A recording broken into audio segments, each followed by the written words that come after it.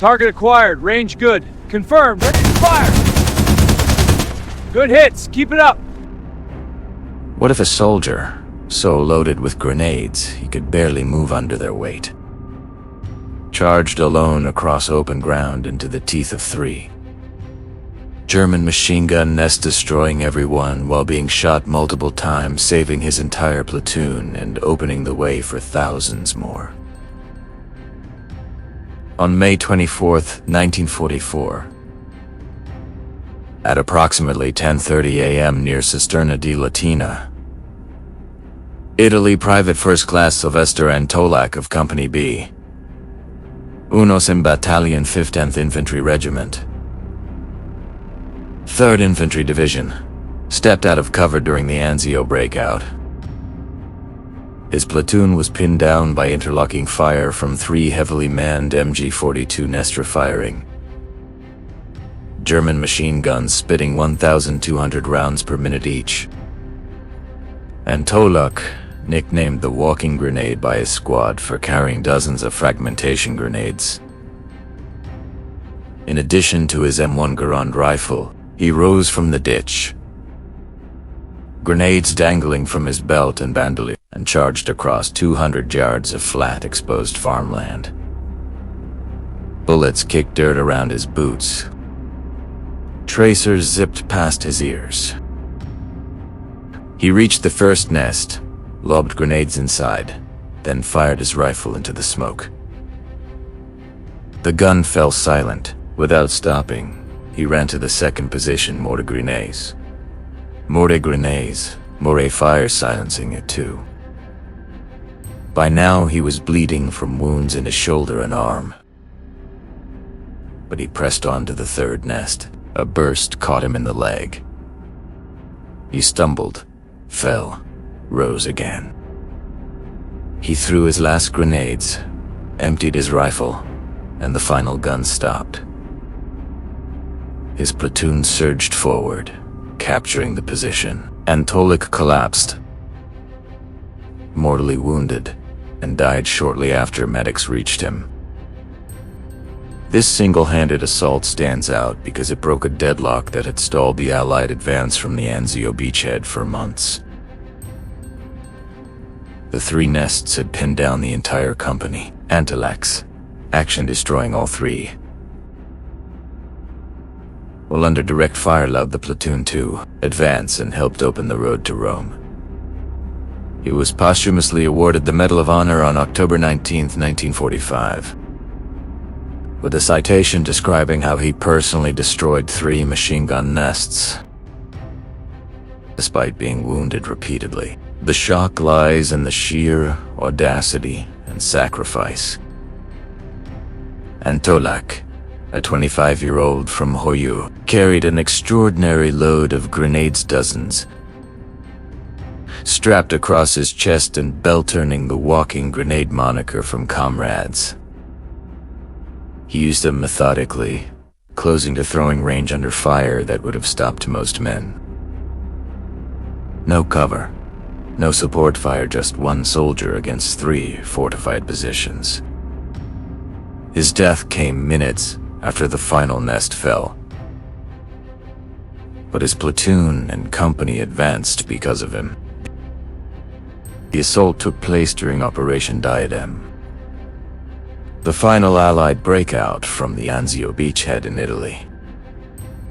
Launched May 23, 1944. After the January 1944 landings at Anzio, Allied forces were contained in a shallow perimeter by strong German defenses, field fortifications, minefields, artillery, and machine gun nests. For 4 months, the beachhead was a stalemate, casualties mounted from shelling and raids. By late May, General Mark Clark's Fifth Army prepared a massive push to break out, link with the casino forces, and drive on Rome. The 3rd Infantry Division, veterans of Sicily, spearheaded the attack along the Mussolini Canal towards Cisterna di Latina.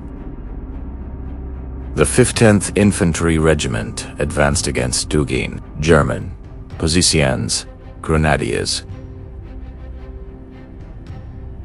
The 715th Infantry Division and Fallschirmgewehr. Units supported by MG-42 nests, mortar, and 88mm guns.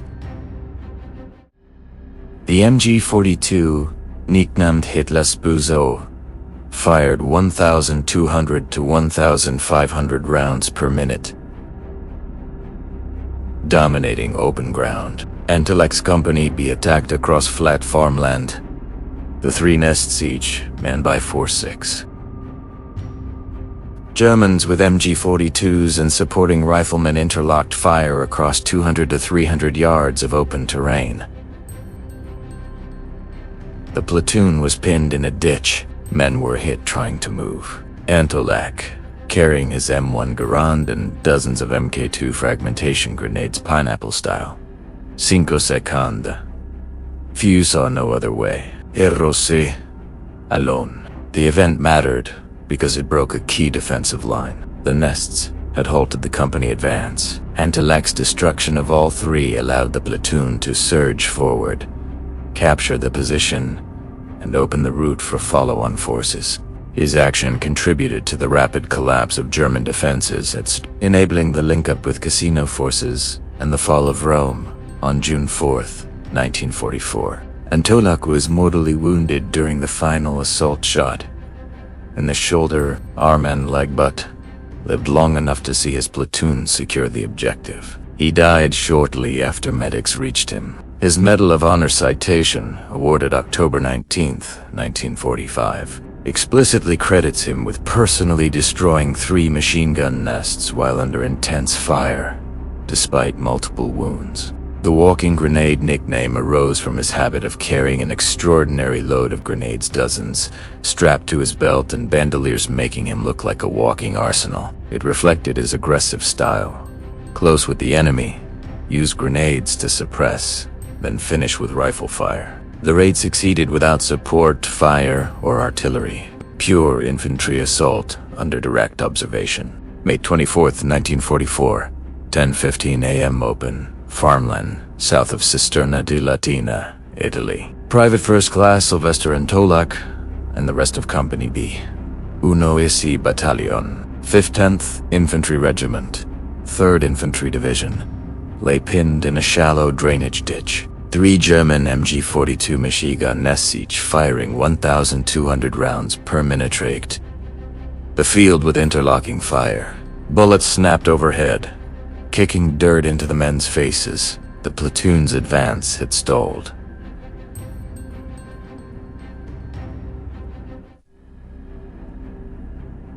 Men were hit trying to move. Antelek, 25, from Ohio, carried his M1 Garand rifle and an extraordinary load of MK2 pineapple fragmentation grenades. Dozens strapped across his chest, belt, and bandoliers, earning him the nickname Walking Grenade among his squad. The nests were dug in 200 yards ahead, fortified positions with sandbags, low parapets, and overlapping fields of fire. Guards manned them with rifle support. Antelek saw no other way forward. He rose from the ditch, grenades clinking, and charged alone across the flat ground. Machine gun tracers zipped past. Bullets tore the earth at his feet. He sprinted low, zigzagging, closing 250 yards on the first nest. He pulled 2 grenades, yanked the pins with his teeth, and lobbed them over the parapet. Explosions erupted. Screams followed. Antelek rushed the position, fired his M1 into the smoke. 3 Germans fell. The gun went silent. He did not stop. He ran toward the second nest. 40 yards to the right, more tracers stitched the ground. A bullet grazed his shoulder, tearing cloth and flesh. Blood soaked his sleeve. He ignored it, pulled 2 more grenades, threw them accurately into the emplacement. The blast silenced the MG-42. He advanced, rifle ready, finishing wounded gunners with aimed shots. Second nest down. The third nest, 30 yards farther, intensified fire. Bullets struck his right arm, pain flared. The limb went numb. He switched the M1 to his left hand. Awkward but steady. Another round hit his left leg. He stumbled, fell to one knee. Blood poured from the wound. Eroseagan. Limping forward. German shouted. One stood to aim. Antolak pulled his last grenades, threw them with his good arm. Explosions ripped through the position. The gun stopped firing. He staggered to the parapet, emptied his rifle into the survivors. The nest was destroyed. His platoons surged from the ditch, rifles cracking, bayonets fixed. They overran the position, capturing it within minutes. Antolak collapsed near the third nest, blood pooling beneath him. Medics reached him. He was conscious, but fading. He died shortly after, wounds too severe. His action had broken the deadlock. The company advanced, opening the road towards Isterna and the eventual link-up with forces from Casino. Heroics lay in sheer will, charging alone under 3 interlocking guns, absorbing multiple wounds. Arm legate. Continuing until the final nest fell. No cover, no support fire, only grenades and rifle. Losses. Antolak mortally wounded, died of blood loss. Several platoon members hit during the advance, but the objective taken. German crews killed or scattered. Nests silenced. Technology, weapons, M1, Garand rifle, 8-round M-block clip, .3006 caliber, MK2 fragmentation grenades, 5-second fuse, 4 to 5 ounce TNT charge. Antolak carried dozens bandoliers.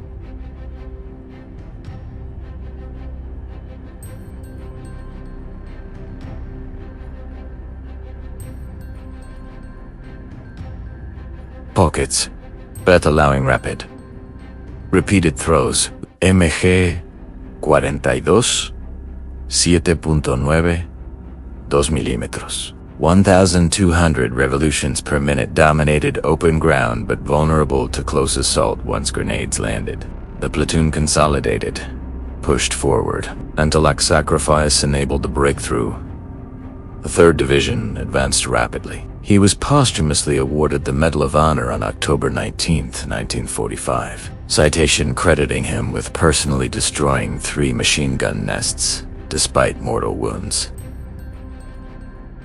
Erupted at approximately 10:45 a.m. on May 24, 1944, on the flat, exposed farmland south of Cisterna di Latina, Italy. Private First Class Sylvester Antolak had already destroyed the first 2 machine gun nest grenades lobbed into sandbagged emplacements, followed by a rifle fire into the smoke despite a bullet tearing through his shoulder and another ripping his right arm. Blood soaked his uniform. His right arm hung useless. The 3rd MG42 nest, 30 yards ahead, poured fire across the field. Tracers snapped inches from his boots. Bullets kicked dirt into his face. Antolak stumbled, fell to one knee, then rose again, limping forward. A round struck his left leg. He buckled, blood pouring from the wound. He crawled the last few yards, dragging himself under the hail of lead. The nest's crew 4 Germans behind the gun saw him coming.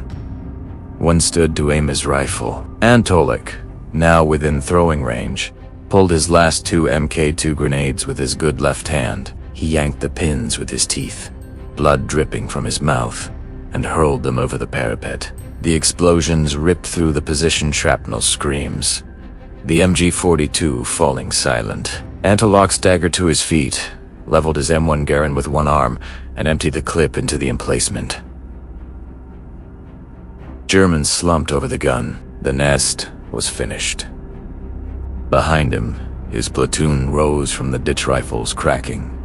Bayonets fixed and surged forward. They overran the position in minutes, capturing the shattered nests and securing the ground. Antolak collapsed near the third emplacement, blood pooling beneath him from multiple wounds. Medics reached him quickly, but the damage was severe: shoulder shattered, arm mangled, leg artery torn. He was conscious long enough to see his men advance, then slipped away. He died shortly after from blood loss and shock. Resolution came swiftly on the battlefield. The destruction of the 3 nests broke the German defensive line. Company B pushed through, linking with other units and opening the road towards. The breakthrough contributed to the rapid collapse of German resistance in the sector. Allied forces advanced toward Rome, which fell on June 4, 1944. Antolak's platoon suffered losses, several men wounded during the initial pinning fire. But the objective was taken with no further fatalities directly tied to the nests. Antolak was posthumously awarded the Medal of Honor on October 19, 1945. The citation explicitly states he personally destroyed 3 machine gun nests while under intense fire and despite mortal wounds, enabling his platoon to advance and capture the position. Survivors later recounted his charge: grenades clinking, blood trailing, never stopping until the final gun fell silent. The lesson emerged with brutal clarity. Courage is not the absence of fear or pain, but action despite them. Antolak carried an extraordinary load of grenades, dozens, strapped across his body, earning the walking grenade nickname from his squad. He used them methodically, closing to throwing range under fire that would have stopped most men. No cover, no support fire, only relentless forward movement. He absorbed multiple wounds: shoulder, arm, leg, yet continued until the mission was complete. Leadership, in that moment, was sacrifice.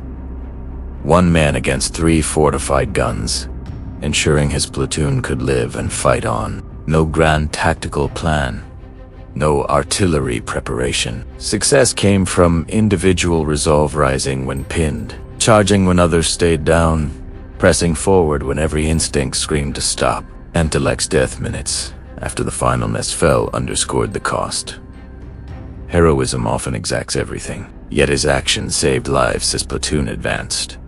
The line broke, the campaign moved forward, the war ground on, Rome fell, Europe was liberated. Antolak's name joined the Medal of Honor roll, a testament to what one determined soldier can achieve when duty outweighs survival. The lesson endures in the face of overwhelming fire. When the path is blocked and the cost is clear, sometimes the only way through is straight ahead, 1 step, 1 grenade, 1 life at a time.